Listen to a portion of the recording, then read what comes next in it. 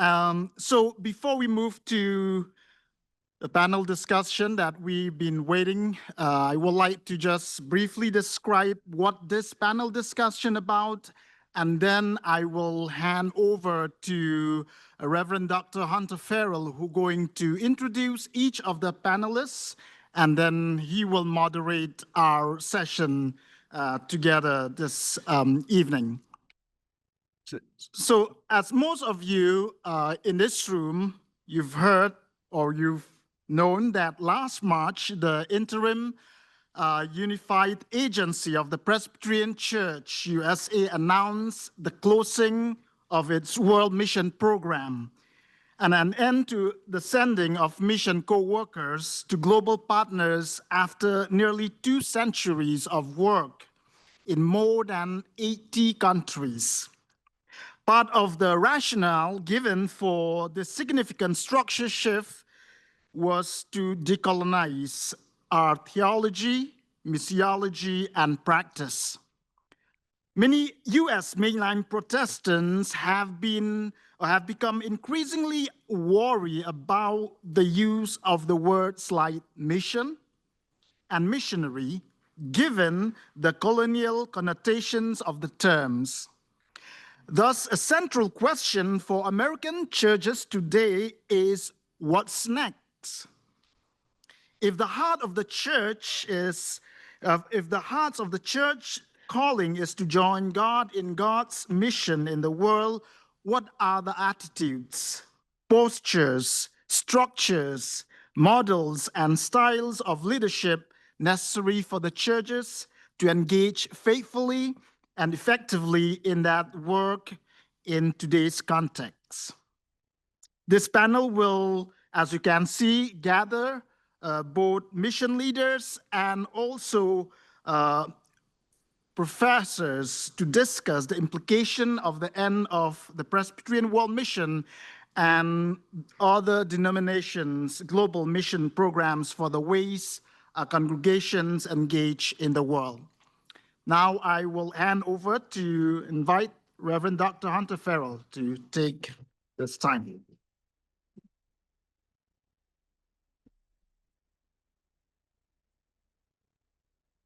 Good evening, Western Pennsylvania. Good to be with you today. And I want to say a special greeting. Good morning, Dr. Aguilan, because I think he is 12 hours ahead of us in the Philippines, and he woke up early this morning at 6:20 a.m. his time tomorrow. So how is tomorrow, Dr. Aguilan? What do you see for us? Okay. So the first is for first place. Okay. For Liz. We're glad that you're with us. Thank you for joining us.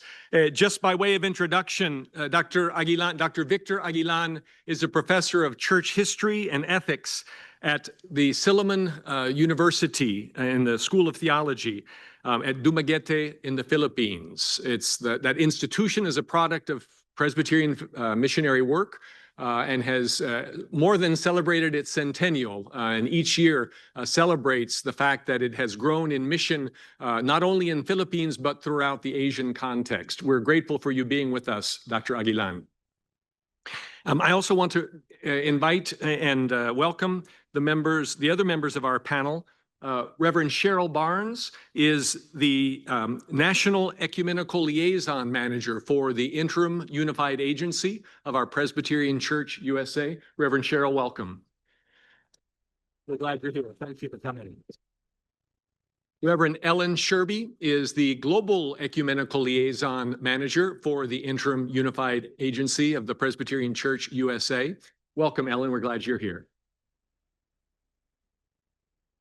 Dr. Scott Hagley is our Don McClure Professor of Mission and Evangelism here at Pittsburgh Theological Seminary. Scott, we're glad that you're here. Thank you.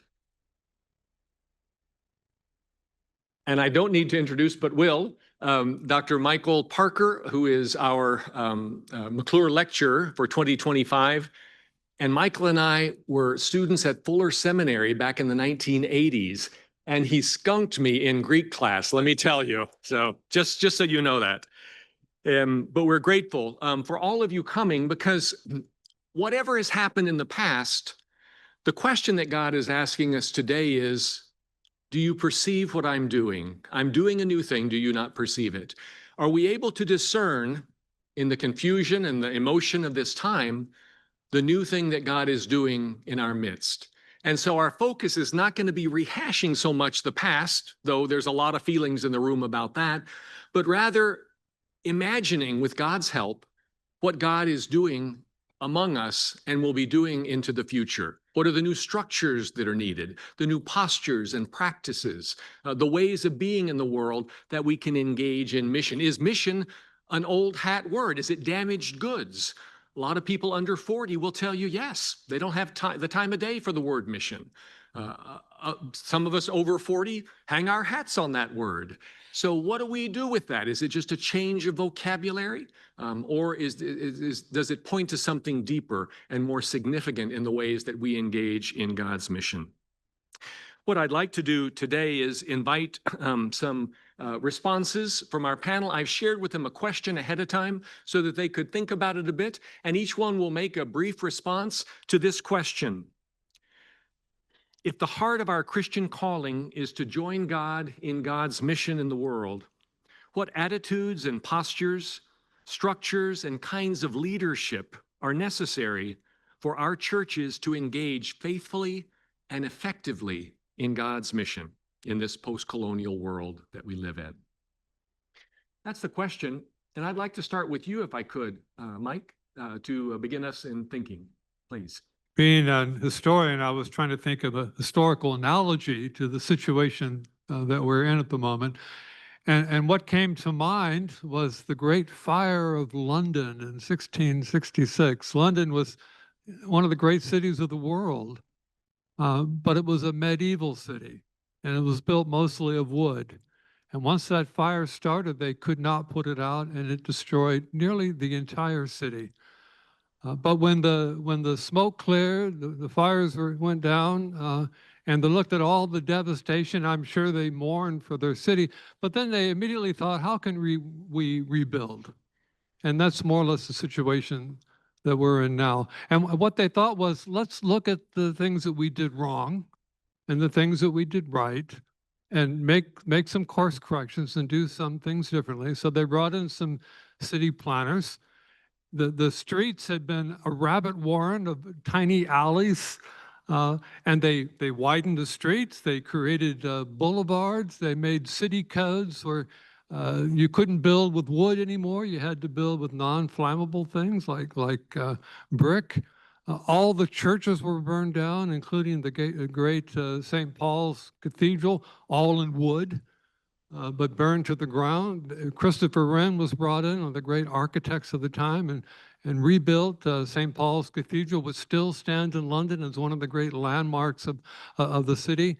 They learned the lessons of the past. They treasured their city. They took this opportunity of this disaster, this catastrophe of the fire of London, and they made London a great city.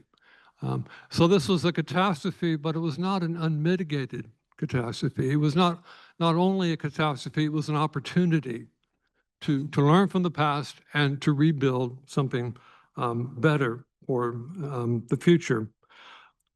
I think that's what we need to do, and we need to really think very basically, what is mission? How can we define mission? I think for the last 80 years, we probably haven't been doing a lot of mission. We've been doing a lot of ecumenical work because we basically have been supporting churches that we helped to start in the 19th century and early 20th century, but we weren't doing what the Apostle Paul considered cross-cultural evangelism. We were doing ecumenical work. We call our organization World Mission, but I think we really need to ask some fundamental questions about what is mission, what is God calling us to do. Ecumenical work is wonderful. I did it for years. It's very important work, but I think God is also calling us to do missional work, and we need to consider what that might mean for us. I think we need to think about our leadership. I remember going to visit many churches when I was working in World Mission, and they all had their own mission program, and they listened politely when I talked about our mission program, and they said, well, that's your program, and we have our program. And there was a real disconnect. They didn't seem to realize that Presbyterian mission was their mission. There was a real lack of ownership of mission. And I think if we're going to build back mission, it can't just be a discussion of the mission experts. It's got to be a discussion of the whole church. So the whole church is going to have ownership of whatever we decide God is calling us to do. And I think, to be fair, there was also some failures of leadership, and we just need to acknowledge that. I think many of us, maybe all of us, were completely surprised by the announcement that our mission program was coming to an end. I see that as a failure of leadership in some respects because of the lack of transparency. We should have been having this discussion many years ago and anticipating this moment and trying to find some way to avoid it. But we didn't have that discussion. Mission is tainted, as we have said in many contexts, by its association with colonialism. And I just want to end quickly. I know I'm probably using up a lot of my time here, but Ken Bailey wrote about this significantly. He encountered a fellow missionary who was a New Testament scholar who wrote an article in 1979 completely condemning our mission program, saying that the missionary schools had educated only elites, and so they had reinforced social divisions in distant countries. The missionaries taught Western ideas, and so they alienated people from their own nation and culture. That colonialism and mission had interests in tandem, and one supported the other.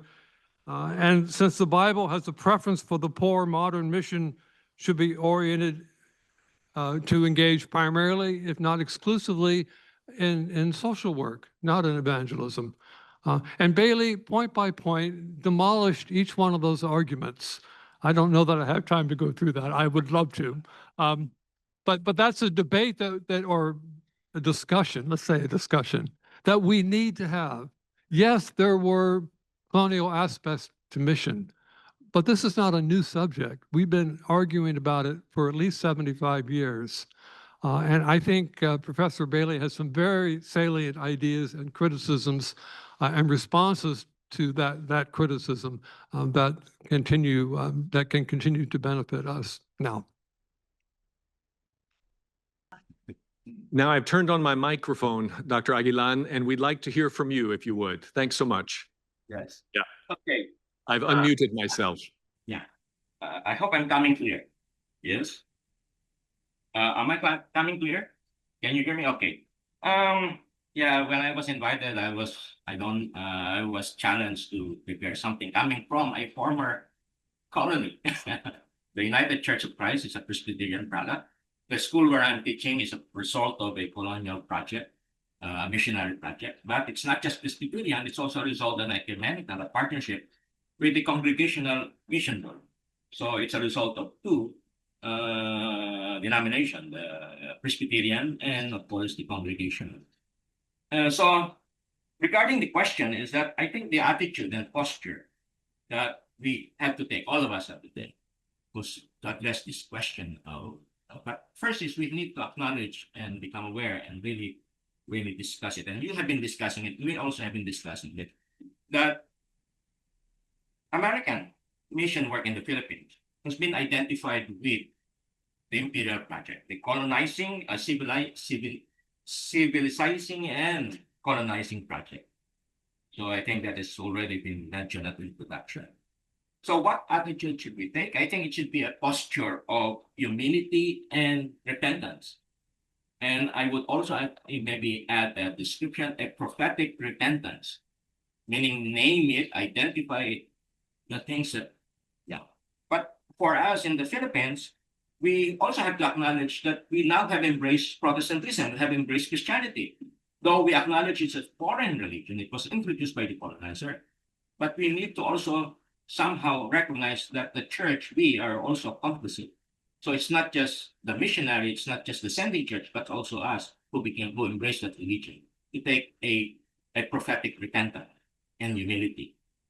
But I would add that we in the Philippines should have a appreciative eyes, an eyes that would see what we gain from the mission project.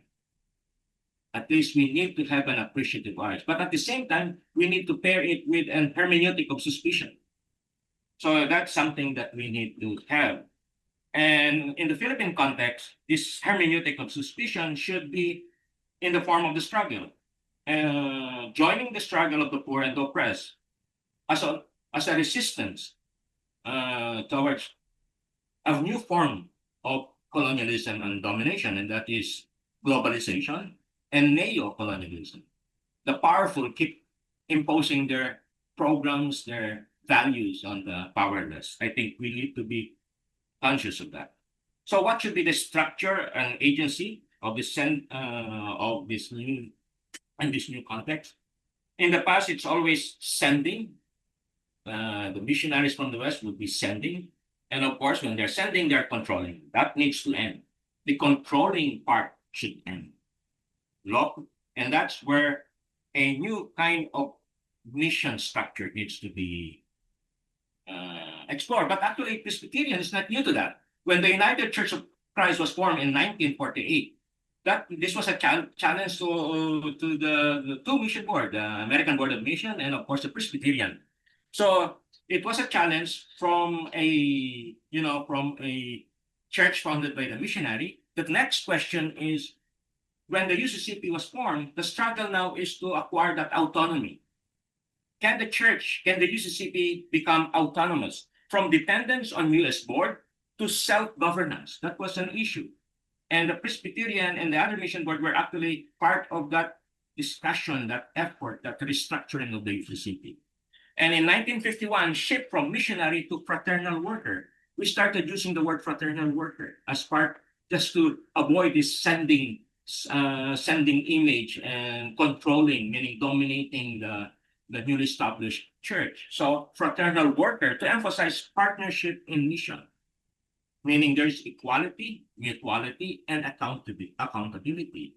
And the undergirding theology of mission is no longer just mission. It was a return to the mission day, meaning the mission of God, rather than the mission of the Presbyterian, rather than the mission of the church, but rather it's the mission of God. So every church, both sender and the receiver, both partners are part of God's mission. No one can claim monopoly of that mission. So leadership is no longer, should not be viewed in terms of power, but in terms of partnership or shared governance. And I think this is, biblically speaking, a kind of a kenotic, meaning from your end, because you were more powerful, you have the finances, you have the resources. I think I would see that there should be a kind of a kenotic event, or kenosis empty, so that it would turn into a shared governance. Okay, of course, it should be both servant form of government. We are serving each other, not just one group. And of course, there should be an element of critical consciousness. We should be critical of what we are doing, learning from our mistake, and any effort that we have, we should look at it with suspicion, kind of a hermeneutic of suspicion, of course, and we should be self-critical. So, as part of my kind of a conclusion, is that participating in God's post-colonial mission, the attitude should be repentance, and of course, I would add solidarity. We should be together in this mission. Partnership is together in this mission, and we have to explore the shape, the structure, and no one can just decide, this is the new shape. This is how it should be run. It must be shared by all stakeholder partners in the process. The structure of leadership is there should be reciprocity. Okay. So, in other words, mission should no longer be viewed as expansion. Mission should be viewed as solidarity and shared witness. This time we should be witnessing to the world. We are proclaiming the good news. We have to proclaim the story about Jesus Christ. But at the same time, we should be involved in the struggle of the poor, the oppressed, the marginalized, the indigenous people, the workers, in solidarity. Local communities, both in the Philippines and in the United States, the local churches must be viewed as subject, not as an object, but subject partners working together. The church must be prophetic, participatory, and of course contextual, sensitive, especially to the culture. So that is the mission we can continue to explore and work together. Thank you. Thank you, Dr. Aguilan. Appreciate that.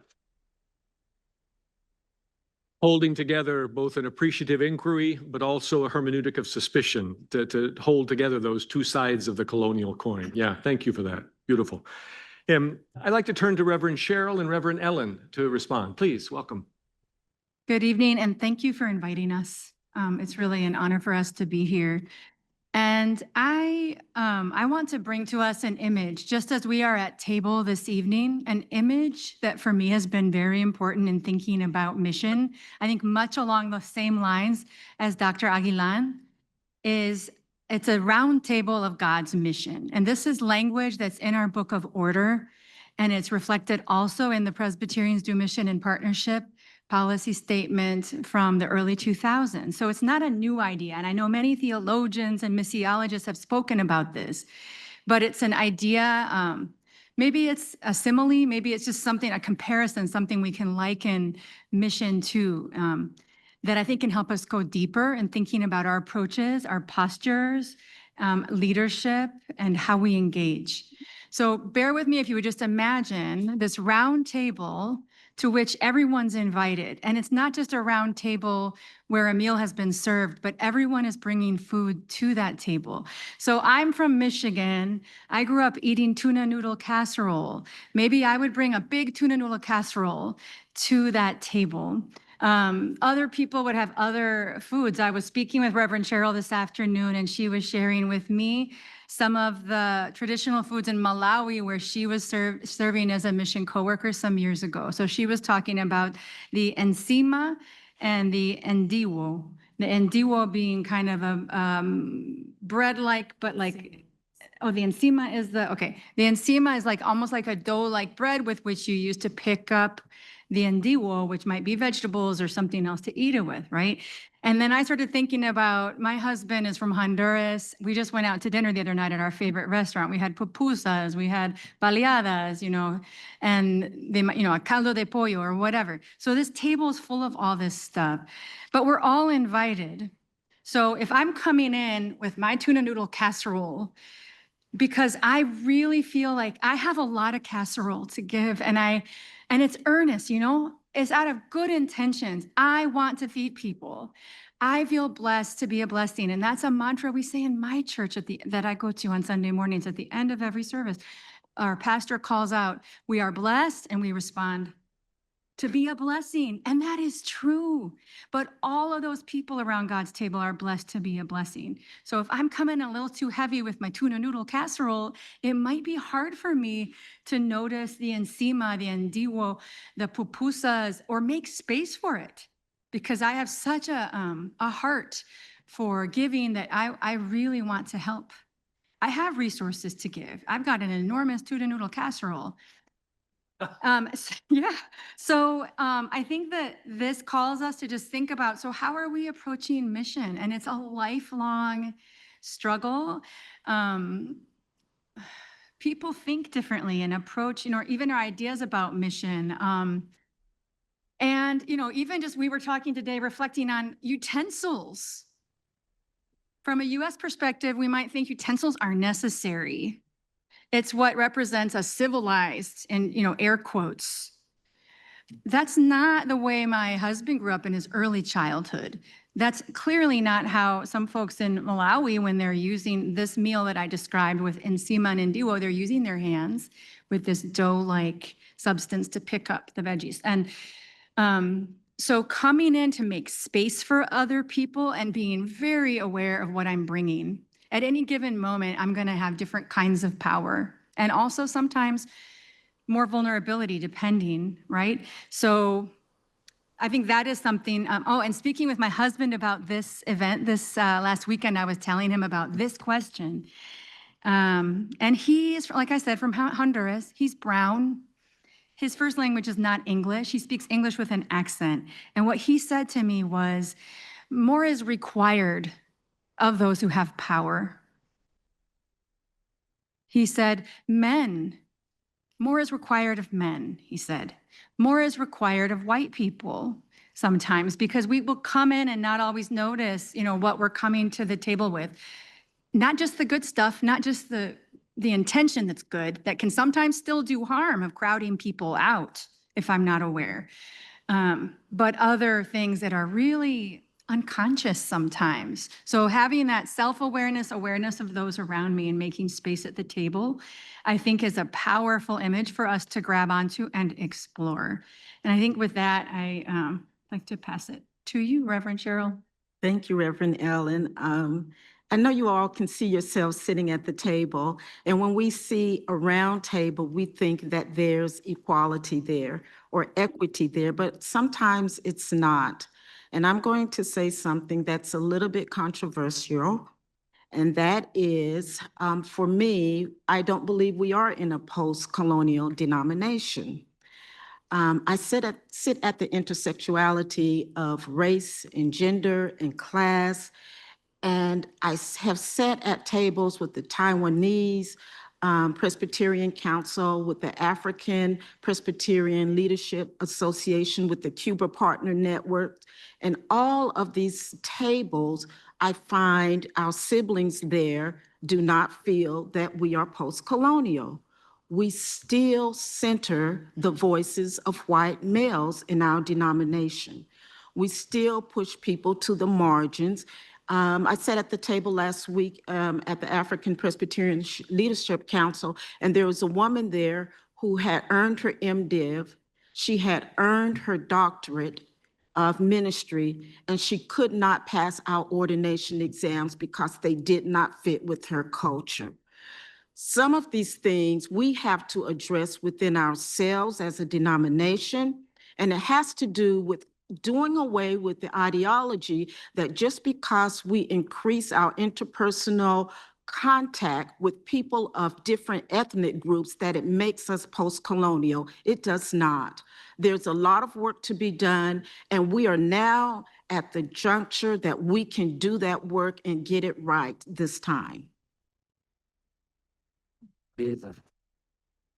Thanks to you both. So becoming aware of that power and then really questioning the use of the term post-colonial. In some earlier conversations, we were talking about neo-colonial, maybe different forms that are still very present in the ways that we engage together. Thanks for that, Reverend Shea. Dr. Scott. I don't feel like I have a lot to add. Maybe we should just go have that meal. Does that sound? Yeah. I mean, we should just eat what is set before us, which would make a great title of a book. So, I answered this question, or as I received this question, I thought about, I went immediately to thinking what we need to start with is to decolonize our understanding of mission and our practice of mission. Because I do think the practices, the systems, the structures of mission we've inherited came entangled with merchants and militaries as we sent missionaries. And so there's a disentangling work that needs to happen. And where I go from that is thinking about Luke 10 and Acts 11 as two kind of biblical hinges for me as I think about this challenge. In Luke 10, Jesus sends the 70 out 2 by 2 with very little. They arrive in villages in need, and they are to find a person of peace. And then if they find a person of peace, a person who returns peace to them, they are to remain in that house, eating and drinking whatever is provided, eating what is set before them. They are to receive the hospitality of those to whom Jesus sends them. And then, and only then, do they heal the sick and proclaim that the kingdom of God has come near. And if they are rejected by the village, they are just to move on and to announce that the kingdom of God has come near, that the kingdom of God was there, was taking root, whether the villagers received them or not, that God was present, that God was at work, and they were invited to go and participate. And it's in the act of mutual hospitality, or the ways that hospitality has a way of, when you welcome someone in, they host you and you host them. Think about Jesus on the road to Emmaus. that the hosting shifts back and forth at least in our Christian understanding of hospitality, where we make room for another. And it's in making room for another that healing happens and that the kingdom is proclaimed. And I just think that's a powerful theological kind of center for thinking about mission, that God indeed sends us out into the world. But when we go, we are to look for people of peace, look for ways that we can be welcomed and hosted. And it's in connecting, it's in communion that there's the possibility of healing, that there's the opportunity to proclaim that the kingdom of God has come near, that there's something about the connecting that is kingdom revealing, we might say. Acts 10, I think, is in the book, Acts 10 and 11, in the narrative of Acts, is another one of these really critical points where I think we see this theology sort of tested and lived out in the church in real time, where Peter is on the rooftop of Simon the Tanner. He has this vision of things he's not supposed to eat. The voice says, "Get up, Peter, kill and eat." And Peter says, "Surely not, Lord. Nothing impure, unclean has ever entered my mouth." And then he says, "Do not call anything unclean that I have made clean." And we know as readers that God has already appeared to Cornelius, a Gentile God-fearer, and told him to send for Peter. God could have told Cornelius what he needed, right? But the Spirit arranges for this connection. Willie Jennings calls this the revolution of the intimate. There's a revolution that's happening, but it's happening at a table and in a home and in the connecting of two strangers. And so Peter goes to Cornelius' house, and before he even has an opportunity to proclaim anything, the Spirit falls upon Cornelius. Peter doesn't know what to do, so he stays. He eats at Cornelius' table. He baptizes Cornelius and his family. And when he gets back to Jerusalem, the church is frustrated, not because Peter preached, but because Peter ate at an unclean table. And Acts 11 is Peter telling the story and the church wrestling in real time with what happens when God transgresses. And as Willie Jennings would say in his Acts commentary, Jesus was God transgressing, right? The idea that the divine would take on human flesh. And so there's this kind of invitation into God's transgressive move across boundaries to make clean what we might think is profane. And the church then wrestles with this, and they discern together that then God has granted even to the Gentiles that lead the repentance that leads to life. But this isn't the end of the story. We know that this discerning is just the beginning of unraveling of a whole bunch of other challenges, other tensions. How now can Jew and Gentile live together if this indeed is the kingdom of God among us? And so I think, this Acts 10 and 11 gives us the kinds of practices that come alongside the kind of sending activity we see in Luke 10. So what are the beginning parts of decolonizing our mission practice and theology? I think it's first of all to be attentive, to develop practices of attention, of finding persons, organizations of peace. Where is it that the Spirit is drawing us, and who are the people that return our peace? And it's in those connections, those opportunities to be hosted. I think for our congregations in the West and in Western Pennsylvania, our biggest question should be, who is open to hosting us? And if we can begin there, I think there's all kinds of other opportunities for healing and the proclaiming. But then the second thing is discernment. And I know this is a buzzword right now and people get frustrated with this. I don't know how to do mission theology apart from ongoing discernment, which looks like Peter in Acts 11, telling the story of what just happened, and then us as a community sitting down and saying, well, then how is God in this? And I often want to ask my students and pastors, and when I was pastoring too, sort of 4 questions that I think help with that. Anytime something happens, what happened? Let's describe what happened. Be a good ethnographer. What surprised us? I think surprise is a term of the Spirit, is the language of the Spirit. What surprised us? What did we learn? And then what might God be asking us to do? And I think those 4 questions, if we can sit and be patient with it, help us live into these kinds of new realities. And I think open us up to a form of connecting across difference and participating in more actively in what God is doing in the world in a way that I think starts to learn from the things that we see in Acts 10, 11, and Luke 10. Thank you. You're drawing that narrative arc for us, Scott, from Luke into the Acts, seeing the church wrestling in real time with those practices in powerful ways. I'm wondering, though, about the place of the missionary in these varying visions we've heard from Dr. Aguilan and our folks seated at table in front of us. For more than a century, if we think about it, the missionary has been a central figure in the ways that most of us conceptualize or think about God's mission in the world.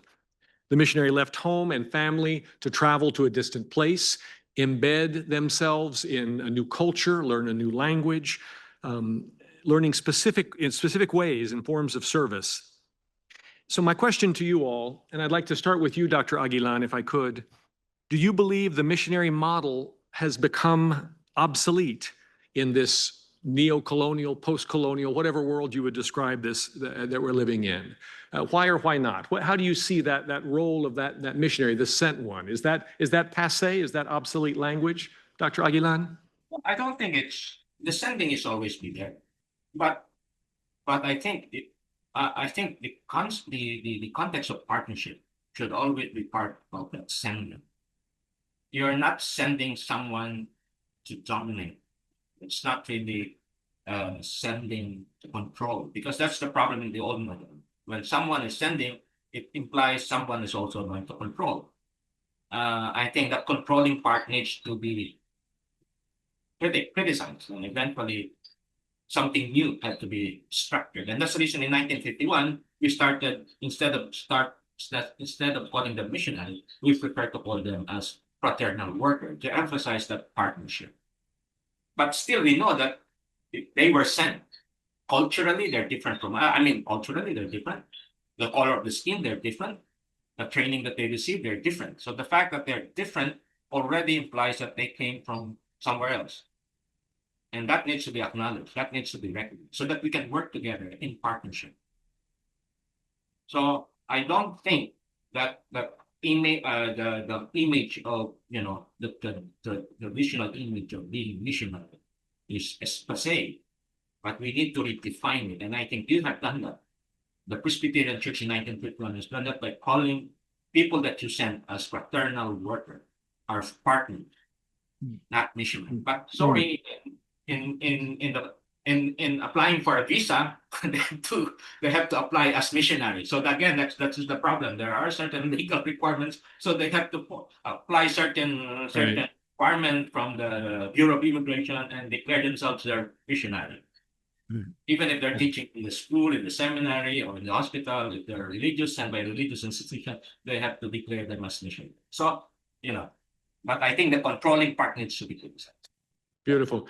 So sending is still a valid movement of the Spirit through human beings like us, as long as it's not sending to dominate. That's what I mean. Beautiful. Thanks for that. Let me pass the question to you, Reverend Ellen, Reverend Cheryl. What do you all think? Yeah, I'll jump in. So I think that sending is still a movement of the Spirit, and being in mission, as this whole event is about talking about how mission is what the church is all about. However, I think that the way the question is phrased, like the missionary left home and family, I think what's missing there, and is often has been part of the fabric of how we've understood mission, is that they left home and family from homes in the United States of America, from homes in Europe, to go to distant places. So it talks about going to distant places to provide this long-term witness. So I think that model is the model that's changing, that we really need to look at and perhaps render obsolete when it's one directional. The Peace USA has had other models of receiving the global church here. They've usually been pretty short term, with few exceptions that I can think of. So I think that any model where it's just one way is not the full it's not the full vision of how I believe God calls us to be church and to be in mission together. And I will just offer another illustration of the table. I was at the World Council of Churches a few years ago in Germany. They had these picnic tables where you would go eat a snack or have a meal, and these tiny, narrow picnic benches. Well, guess what would happen if you sat down on one end of those picnic benches and there wasn't a counterweight on the other side? It was like a teeter-totter, a seesaw. It would flip up. And it was just it just came to me afterwards. I was thinking, it's kind of like mission. We're all sharing a table with people from around the world and from different expressions of Christian faith. What a rich experience, but literally, being aware again of what we bring to the table, even the weight I'm bringing to that bench. And then, God forbid, I stand up too quickly. Then what happens to the other person? Are they going to fall? And so looking for these ways to bring in the whole church. We're all part of God's church, and we are all called to God's mission. I don't know. Did you want to add anything? Yeah. Thank you. Mission is not obsolete, and I don't think it will ever be obsolete. I think even at this point, we can revive and reignite that term to mean something different. And if we're going to invite and draw a younger audience, younger people into what we perceive as mission now, we have to reframe the thinking about mission. It's more than just sending someone, as Reverend Ellen said, without dollars. And that's what we're nostalgic about. If we want to be honest about it, it felt like we were doing the noble thing. We put a person in another country, we send out dollars to fund them there, and we're doing God's mission. But I believe the Spirit is calling us all to be mission co-workers, not just the sending of someone abroad, but be a mission co-worker to the same communities in your local area that you were sending a mission co-worker to learn their culture. Like, we can do that here in the U.S. because the ethnic and diaspora communities within the U.S. oftentimes are looking for partners. They're looking to be a 1001 worshiping community. They're looking to engage in our Presbyterian churches, also being able to hold on to their cultures. So it's part of us changing our mindset so that we can speak of mission in another way. And yes, we can grieve the old way. It's okay to do that. But as you grieve, let's have hope about a new model of mission that opens and expands, that invites other people to the table, that we have so long held on to the resources and the access and the power. It's time for us to share that so that this new model of mission can be birthed and be something that's manifest into reality. Thanks for that, Reverend Cheryl. And take a step with me then. So the sending is still part of our understanding of what God's doing in the world. There's also a receiving that's part of it, to draw us into more mutual relationships. Say a word, if you would. I want to press you, if I could. Part of your role is to think about mission in the continental the United States total.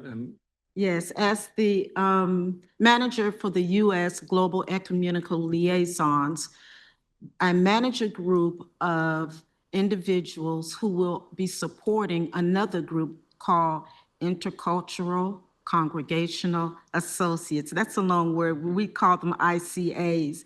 The ICAs work specifically with ethnic groups. They've been doing this all along.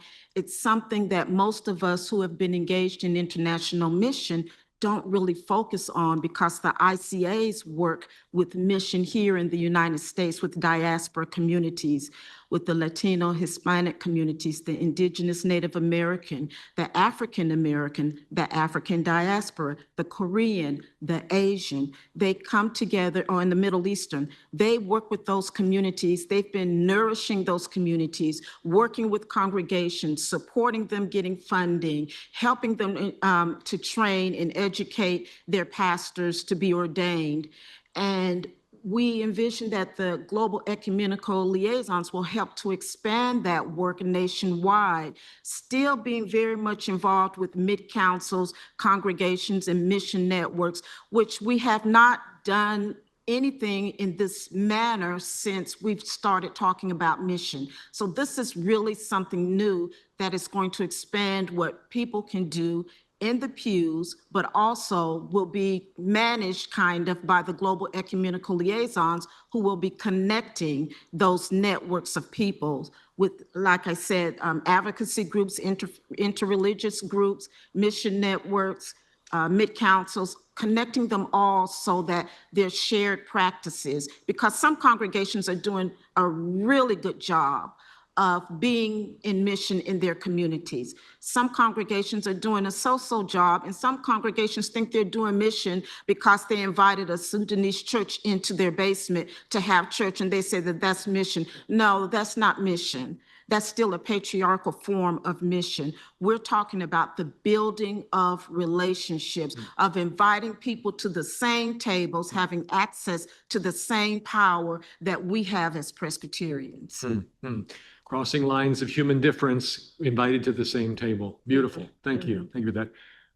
Dr. Parker, what do you have to say about that? Is that missionary role, is that passé? Is that part of the history of God's mission, but no longer part of the present? It's a great question. And of course, mission is not passé. I would like to go back to the earlier point and caution us to define our terms clearly. Is everything we're talking about truly mission? And when we talk about, make these sweeping statements about mission being colonial or post-colonial, the world is an immensely complex place. And the way we do mission in one country is not going to be an appropriate way to do mission in another country. So talking in these sweeping terms is ultimately not very helpful. It may be very satisfying, it may give us an ideological lift, but it's not doing the job that we need to do, which is to define our terms very closely. If we think of mission as reaching out to others in other parts of the world and have them come back and visit us, are we talking about mission or are we talking about ecumenism? I think we're talking about ecumenism. And so I want to go back to this idea. We need to think very clearly here about what we're doing. There's nothing wrong with ecumenism, everything right about it. I've heard some wonderful things here tonight. I'm not sure that everything I've heard is truly missional in nature. I belonged to a church for years that had a little plaque on the door that you would read on your way out, and it said, "You are now entering the mission field." Wonderful theology, except that it means that everything outside the church is missional. If everything is missional, then mission has ceased to have any real meaning. So as difficult as it is, I mean, and I'm a fan of the missional church and Daryl Gooder and all of that stuff. I think we need, as a community, to define our terms more clearly about exactly what it is we mean by mission, and separate that from ecumenism and other good things that we should be doing and have been doing. As to why mission is not obsolete, 1/3 of our world is Christian. If the Apostle Paul were here today, he would say, "What are you talking about? There are 2/3 of humanity that have never effectively heard the word of God." And we're talking about ecumenism and mixing it up with mission. For him, there would be no doubt but that we should be defining mission as cross-cultural outreach and evangelism to those who have never effectively heard the word of God, and who need to hear it, and whose lives are going to be changed because we're going to present that. And there definitely are aspects of our missional past which have been colonial in nature, and that we need to learn from, we need to confess, and we need to reform and do things differently. I'm one of those people that just wants us to think clearly about it. Ken Bailey wrote a wonderful one-act play. It's entitled "When the Wind is Right."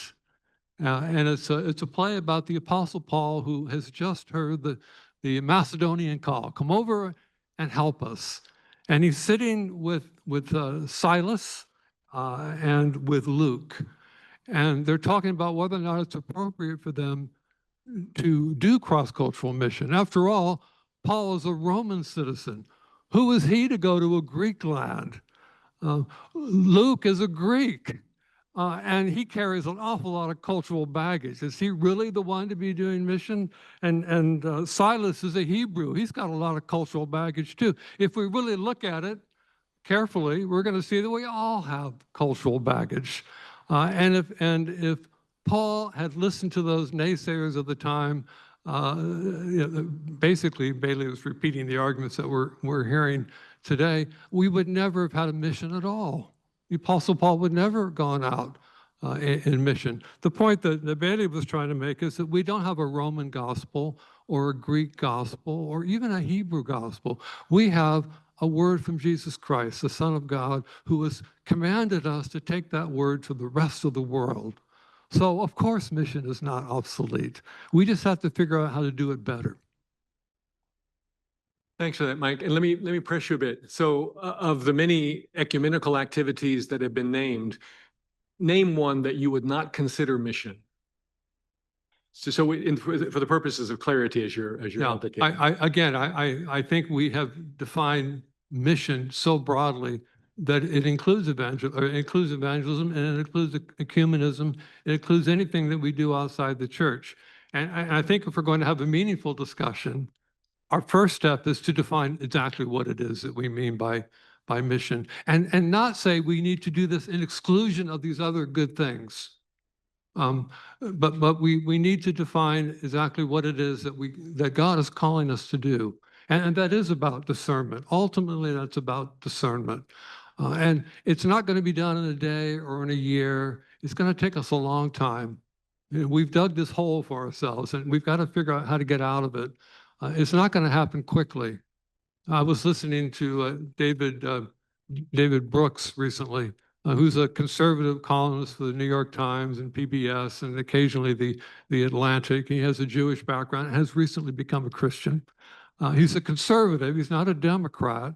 And he was saying to the Democrats, you guys are following an old paradigm. You're following the paradigm of the New Deal and the Great Society, and you have got to figure out a new vision, or the country is never going to listen to you. This is a Republican talking to Democrats. And he said, don't expect Chuck Schumer to do it for you. Don't expect the practitioners, the politicians to do it for you. This is the job of the intellectuals.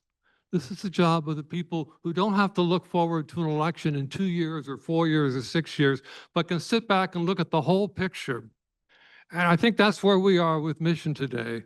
This is where we need to call on our intellectuals, not the practitioners, not the one who have turf to guard, but our intellectuals, and ask them to help us to discern what God is calling us to do in the future. Thank you, Michael. Before I call on Dr. Hagley to respond, I'm going to invite you all in just a moment. The questions that you have in your mind, we'll have a mic available and we'll come to you. So feel free. We'll spend about 15, 20 minutes of giving you a chance to ask your questions. Maybe there's a question you've been pondering, a moment of discernment for yourself. Would you like to share that with us? Dr. Hagley. So I had a response to this, and I'm going to freewheel instead. So bear with me and just cut me off if I go too long. I think I want to distinguish between mission theology and mission practice. So when we ask the question about sending of individuals, what we really have in mind, I think, is a mission practice, and a practice that has taken on a particular form the last couple hundred years that is, in the broad sweep of Christian history, is historically contingent, dependent upon, in some forms, capitalist economic systems that move money in particular ways. And William Carey modeled the Voluntary Mission Society after the British East India Company. If we can do this for industry, he says, why can't we do this for Jesus? And there's been incredible movement of people and resources, and the raising up of, you could be a farm kid in Nebraska and end up a missionary in China. I mean, that's a really crazy historical moment we've just lived through. And it depended upon a certain social kind of contract. It depended upon a particular kind of economy. It depended upon a particular kind of American voluntary sort of spirit. And, we're not in a moment where people are bullish on capitalism right now for a lot of good reasons, thinking 2008 and other kinds of things. We're not in a moment where people are free or even oriented toward volunteering. So any of you that are trying to find people under 55 to serve on any committee anywhere, it doesn't happen. This isn't because people under 55 are uninterested or they don't care. It's just that this is not part of the social fabric anymore to volunteer. And it has to do with levels of social trust. It has to do with the gig economy. It has to do with all kinds of other sorts of things. And so when I think about mission practice and the sending of people and the structures that we've used to send people, I think it's really clear that we're in a different moment, and that was a historical time. There were gifts, there were problems, and now it's kind of withering, we might say. Mission theology, I would say, what is it? What is mission about when we think about God? And I would say mission is, first of all, an act of God. So Johannes Blau in his book, The Missionary Nature of the Church, says, if there is an evangelist in the Hebrew Bible, it's God, right? God creates a people, and that people is what witnesses to God. And the evangelism in the New Testament is still sort of in this pattern. It's always the Spirit of God that is ahead, and it's the people of God that are catching up. And the witness to the kingdom is never an individual, but a community that forms, right? When the Spirit of God comes upon a person all the way through the Bible, it's for the sake of the well-being of a community, not just for individual sort of, individual courage or something like that. So if mission is about God and about God's relationship with the world, and then we are called to participate in what God is doing in the world, like as a starting point, then, is mission obsolete? Well, of course not, because God is not obsolete and God is not done with God's creation. God has not given up on this world, thanks be to God. And so, so from a theological perspective, I think that's where I want to start. When it comes to practice, then, I'm not as worried as Dr. Parker about if mission is everything, then mission is nothing. Because I think in my framing, if mission is about God's relationship with God's world, and mission practice is about the ways we participate and witness to what God is doing, then it could be any number of things, but it would be framed around that we are, as a community, in some way, shape, or form, witnessing to who God is and participating in what God is doing. One last part of this for me is that the gifts of the missionary movement, I don't think we should set that aside too quickly. So Dave Hollinger has this great book, Protestants Abroad, he calls the missionary boomerang effect, that we sent missionaries overseas for all kinds of good and bad reasons, and they often came back critics of how we did Christianity at home. And so there was a transformation that happens in that sort of sending and receiving. And I think, and one way that I think about that theologically is mission is the way by which we actually encounter God. We become fossilized and settled, and we define our boundaries, and we get comfortable with who God is. And it becomes an idol, and it's in mission, it's in sending, it's in the disruption that happens when we cross boundaries or when we ask questions about what God might be doing in the world that makes us uncomfortable, that we actually encounter God in new ways and opens up the church to new life. And so I don't want to be, I don't think we should rush to set aside all of these things. I think we should receive these gifts.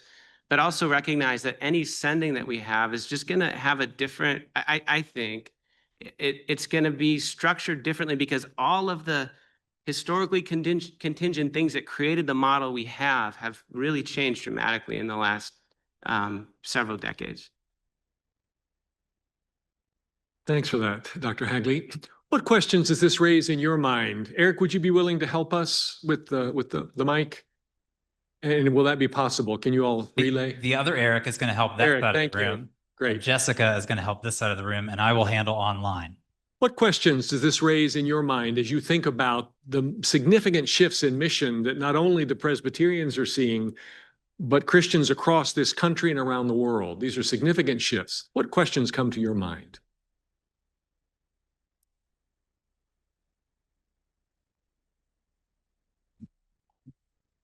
I was recently listening to a sermon on the radio, and the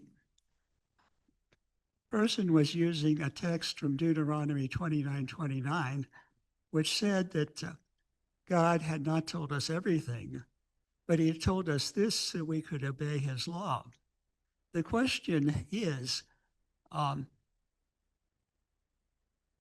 we obeying God's law by being missionaries? Sometimes yes, sometimes no. And how do we do it? But the thing that comes back is that we must be obeying God's law and have a moral code that attracts people. And I'd like the committee to comment on that. Commenting on that, the existence of that moral code, and that would be the criterion by which we assess that work. Is that okay? Someone like to speak up to that? Dr. Aguilan or friends at the panel? Was that clear? Does anyone need clarification? Maybe repeating the question if you wouldn't mind, please. Basically, are the 10 Commandments and the Sermon on the Mount still relevant today for how we do missionary work and attract people? Yeah, are the 10 Commandments and the Sermon on the Mount still valid as a code to guide our behavior? Is that in the world? Yeah, that was the question. Yes. When you asked the question, I thought of there's a book by Brian Stone called Evangelism After Post-Christendom, I think is the title. And part of what he argues is that if we're going to do evangelism in the United States, we need to figure out how to be a good news church if we're going to proclaim the good news. And so that means we can't keep separating discipleship and evangelism or discipleship and mission. That discipleship actually is what facilitates a kind of people that when we are in the world, we might be a good news people. And so it's a kind of non-programmatic, non-big event way of thinking about evangelism, and just let's learn how to be Christian. And so that's what I'm hearing in your question. So I want to affirm that intuition. I think it's a convincing argument, and I think in my own kind of teaching and pastoring and life, I mean, that's how I want to think about it too. Hunter, we've got a couple online too, so I'm going to pepper Why don't you those in. give us a couple online, and then I see Don and then some others. Yeah, we'll go back and forth. Yeah, online. thank you. So question online, the Christian Church Disciples and the United Church of Christ seem to be working together in an effort they refer to as global ministries. Does the PCUSA have anything to learn from these denominations' efforts? Yes. I mean, I think we can learn from those efforts. The global ministries is the UCC and Disciples. I know it took them about 30 years to get to a point at which they could combine that work and be one office. I think that's a really good model. Yeah, I can leave it there. I think that answers the question. That was the Disciples of Christ and the United Church of Christ and the Those two Disciples churches of together. Christ have a single mission office. Yeah. I'm curious, Dr. Aguilan, you have worked in a union church of, was it 4 denominations originally, the UCCP, United Church of Christ in the Philippines? You all are working together in mission locally, nationally, and internationally. How has that gone? Is that those denominations working together in a unified church? Yeah, actually, when the United Church of Christ was formed in 1948, we need to deal with our partners. So we have to deal with the Methodists, with the congregation, with the UCC. And I think dealing with that is, again, shared governance. We have to work together. We have to define, in other words, the mission board is no longer going to define for us what's the mission of the church.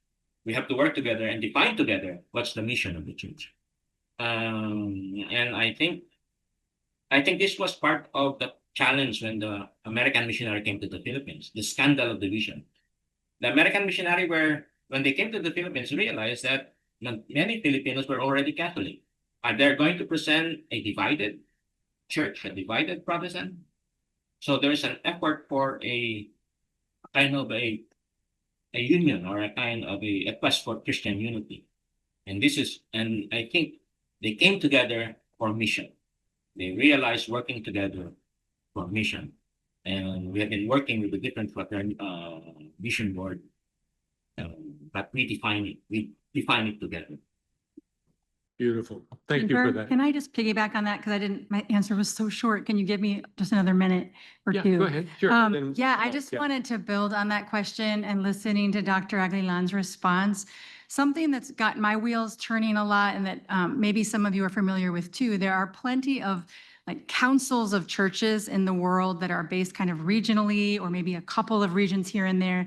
I had a long conversation with someone who just retired after 40 years in the United Evangelical Mission, which originally was based in Germany. And it started in the 1970s with just 3 German denominations that were probably pretty similar. And so they had their body that was United Evangelical Mission. Well, they had a new general secretary come in 1986. And he said, well, if we're saying that we're all part of this, that in the world, that we are all part of God's mission, that we are all called to God's mission, then our structure should look different.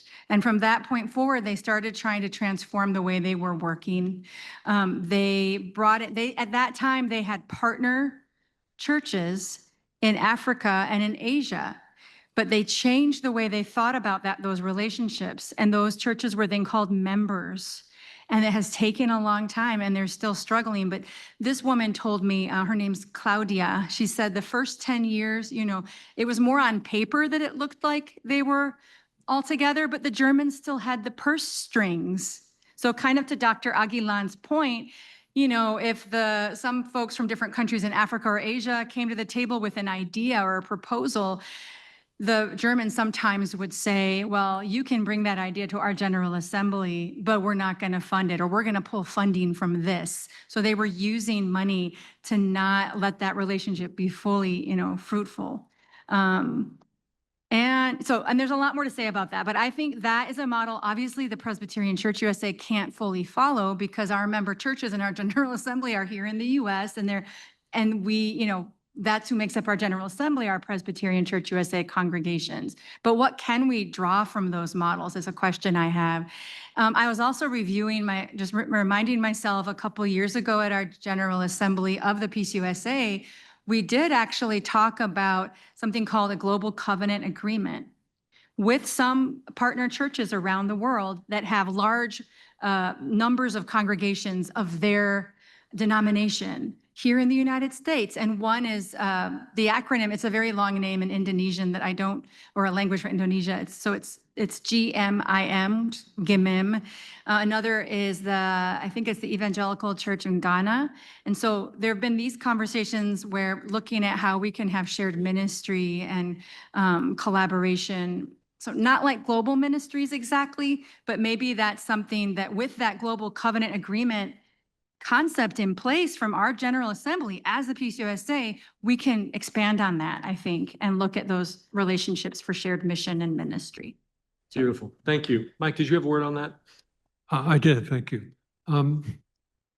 I think much of what World Mission has done since the 1920s has probably not been missional in nature. It's been ecumenical in nature. And it's about supporting churches that we've helped to establish in the 19th century and early 20th century, which is fine. It's great work.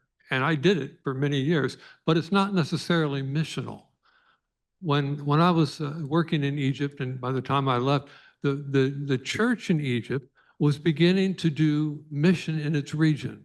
It was beginning to send missionaries to Iraq and to Gaza and to other places in the Middle East where Americans would definitely not be welcome.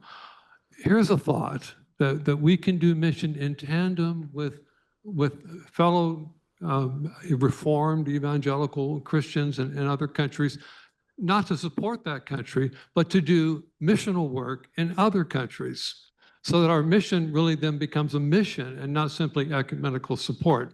We have a lot of countries, I think, that would be in that category if we looked at them closely, if we're willing to work with them. So much of the time when I was in Louisville, people were not interested in this idea at all, because they said, churches are not going to support anybody but a missionary that they know, and nothing else is going to matter. And what you're talking about is wonderful, but it's a non-starter. Well, we just have to think out of the box. There are lots of churches in the world that we could be supporting and working with to reach people that are difficult to get to and that they can do easily. So it's a thought. Thanks for that. I'm going to pitch a last question to you, Reverend Cheryl, you, Reverend Ellen. I'm very grateful to Dr. Aguilan for getting up so early and sharing his wisdom from a Filipino context, to Dr. Hagley, to Dr. Parker for sharing their wisdom. I'm particularly grateful to you all because the Interim Unified Agency hasn't had a lot of contact with our region, and you all said, we'd like to come in and connect and talk with folks and share a meal, and so I'm really appreciative of that. Let me toss to you this last question. What's next? As you all think in terms of what God is doing for us as a denomination, what do you see the Interim Unified Agency, or whatever it will be called in the future, what do you see that, how do you see that as providing leadership to us in congregations across the heartland? I always forget the mic. We are in a liminal period of now, but not yet. And I can say that the not yet will involve a more active way of engaging with communities locally and internationally. It will require congregations and mid-councils and mission networks and advocacy groups and interfaith groups, all of different agencies under the Peace USA. It will require us connecting in a way that builds, edifies, and supports communities that are diaspora communities within the United States, and also connecting those communities to the mother church internationally. There are some congregations that are already doing that. Some congregations have interfaith services. They do, there's a congregation in the Utica Presbytery that they do food drives or garment drives that includes the whole community. It includes ecumenical partners. It includes ecclesial partners. They don't limit themselves to their four walls of their Presbyterian church. And we have to step outside of our walls. We have to step outside of the way that we feel that we've done it so well in the past. And I'm not criticizing that, but we have to be able to critique ourselves. We have to be able to challenge ourselves and say, how can we do this better? How can we do this differently? The jails will work in tandem with the ICAs and also with all of the other agencies under the IUA umbrella, the Interim Unified Agency umbrella, to bring to life this vision. And I know everyone that's here wants the plan on paper. I know those who are watching via Zoom, they want the plan on paper.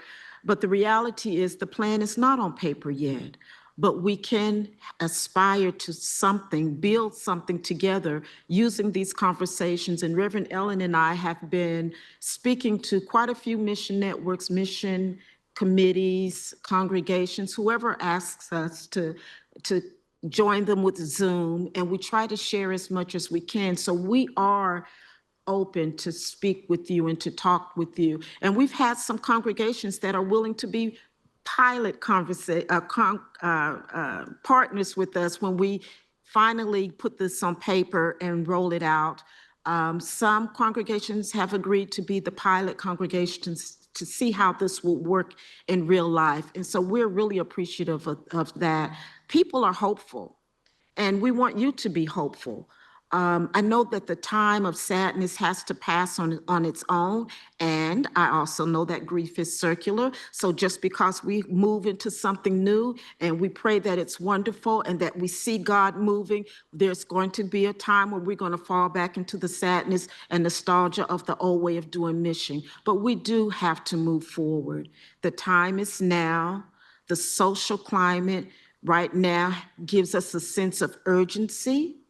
And the young people are looking at us to see what we are going to do and to see if we're going to be aggressive and assertive about stepping up and showing the world, showing society that the new way of doing mission, I know you don't like, it's such a broad word, and I understand that, but that's just what we have right now. That's the word we have right now. Thank you, Reverend Cheryl. So I appreciate how you described mission as it's the way in which we encounter God.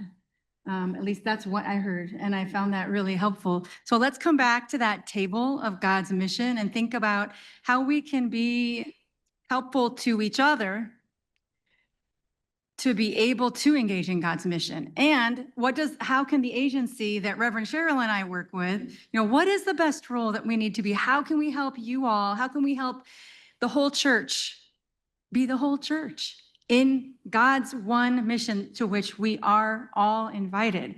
So I think hearing from you, learning from you, what you need, what you've learned will be important for us. I agree we need to listen to scholars. I also think we need to listen to practitioners and people who are at the margins and who are engaged in mission from different angles and active ways, either as those who are giving or sending, but also receiving.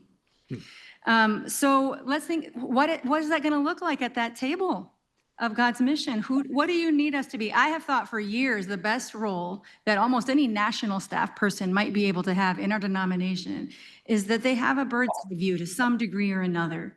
They can help connect people. And I think that's one of the core aspirations of these global ecumenical liaisons, is that they can come to that round table of God's mission and say, hey, Scott, have you tried the Ndiwa or the Ndisa, or have you tried the pupusa? And, oh, this flavor might go really well with this one. Oh, have you met Reverend Cheryl? Or have you met Maria? Oh, I think your casserole is a little big.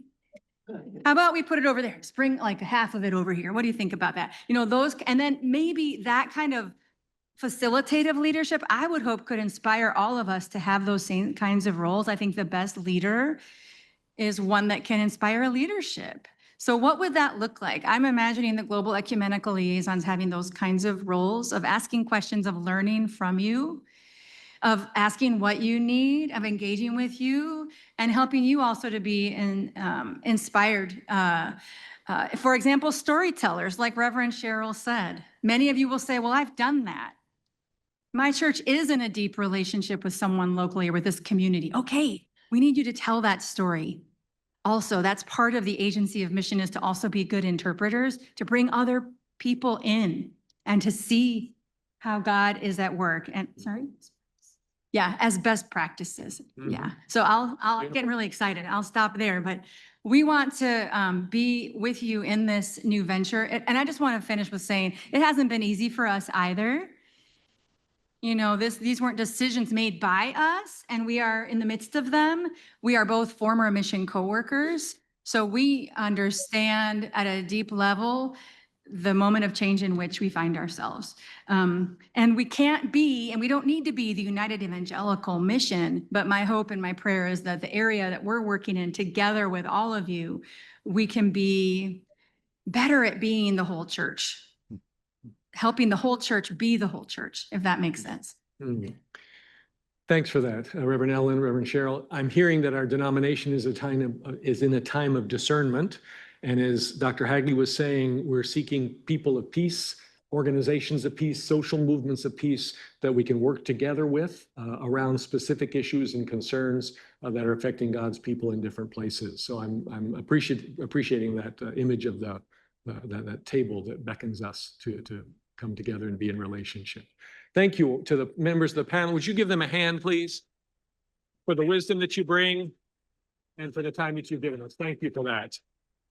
I want to say a final word, a thanks to you who've come out in force. This is a record night. I was talking with Don Dawson and saying, I don't remember seeing this many people to a McClure lecture in these years. And so we're grateful to you for coming out both here in this room and online, all of you who've come to join us. I just want to say a final word to continue the work that we've been doing in World Mission Initiative that since 2001 has sent more than 600 seminary students into all the world to understand in a deeper way what God is doing and how they through the church can join into that work. That's been our work, and I'd invite you to join us in that work by giving, and that you can find ways to do that through a QR code. If you don't know what a QR code, they give you a website that you can go to and give online, or you can give us a check, any of those three. And we appreciate your support because we're very committed to that vision that people like John Shortridge, Don Dawson, and so many others have had through the years to keep our seminary students exposed to what God is doing in the world. Thank you for coming. May God richly bless you. Good night.